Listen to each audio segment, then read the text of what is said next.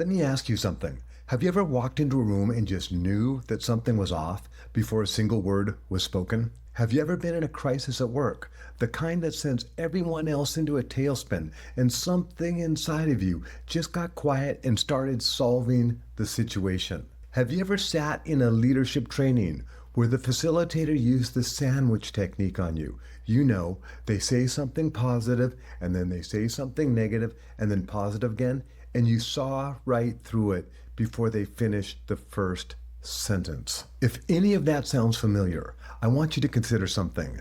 That's not just personality. That's not just experience. That might be something that was built inside of you a long time ago by a past that wasn't easy. I've spent 25 years training leaders in the largest organization of its type in the world. And what I've seen in the leaders that are the hardest to rattle, the hardest to fool, and the hardest to break is they almost always have one thing in common.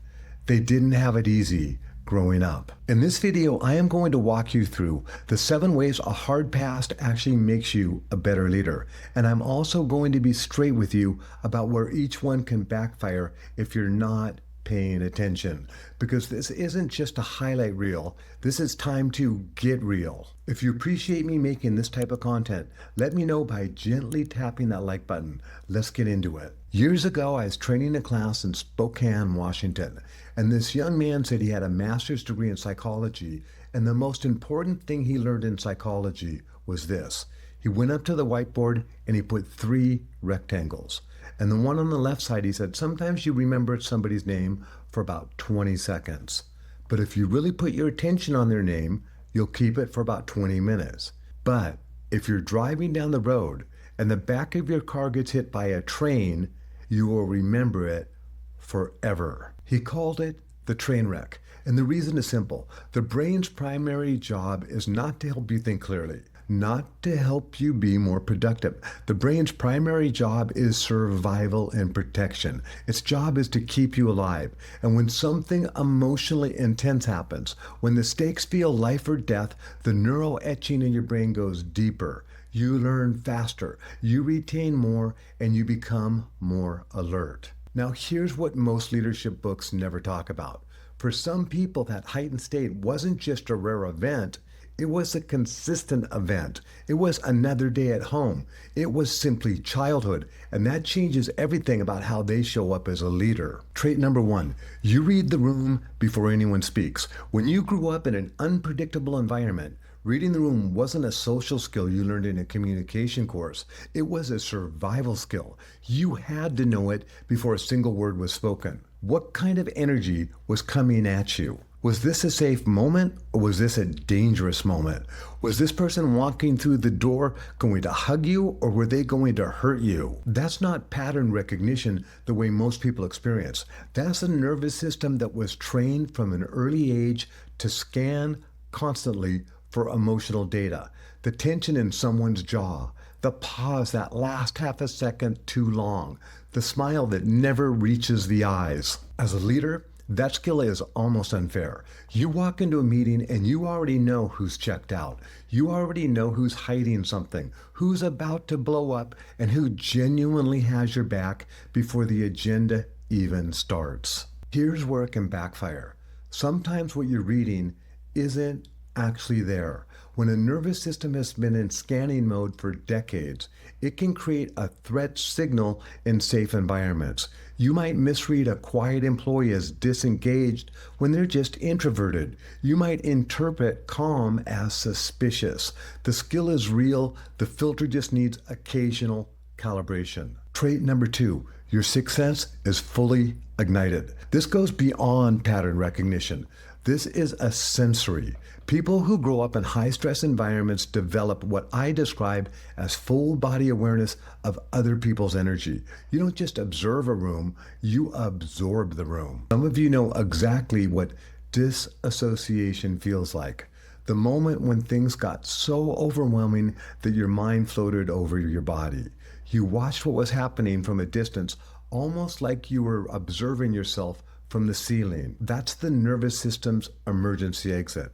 It's a survival mechanism. But here's what's interesting about that in a leadership context. That ability to step outside of yourself, to observe a situation from above while you're still in it, that becomes a strategic advantage in the boardroom. While everyone else is emotionally inside the crisis, you can be simultaneously in it and watching it. That's not disassociation anymore. That's perspective.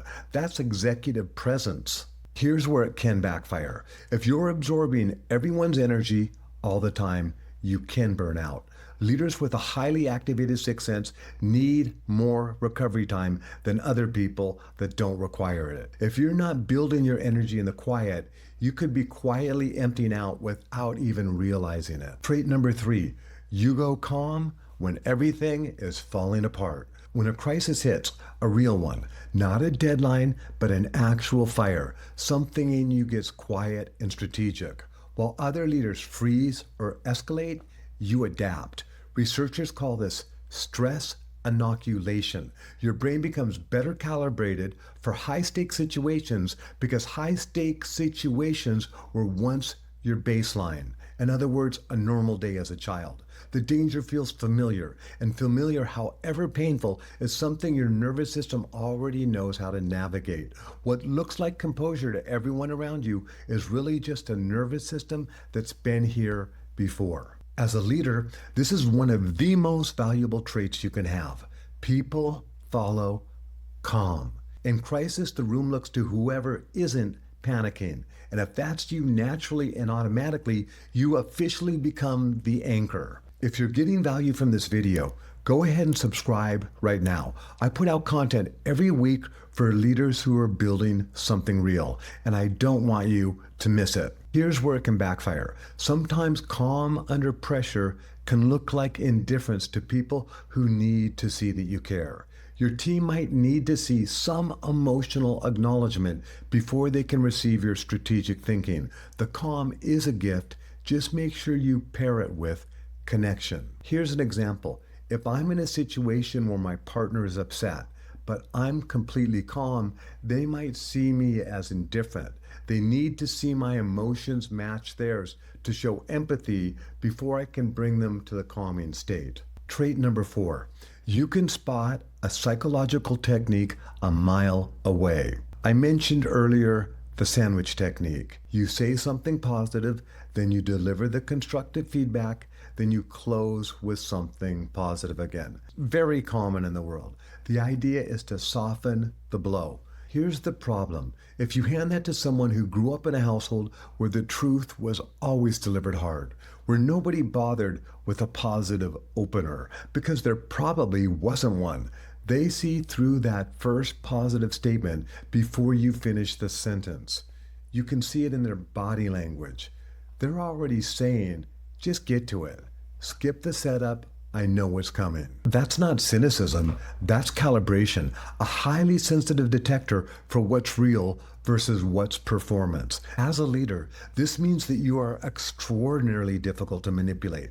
Political maneuverings, hidden agendas, passive aggression dressed up as collaboration. You feel it before it fully forms. That protects you and your teams. By the way, if you want to go deeper on emotional intelligence and leadership, I put together some resources and you can find them in the description in the pinned comments below. Check that out after the video. Here's where it can backfire. Not every positive statement is a setup. Not every compliment has a hidden agenda. If your detector is permanently set high, you can create distance with people who are genuinely trying to connect with you.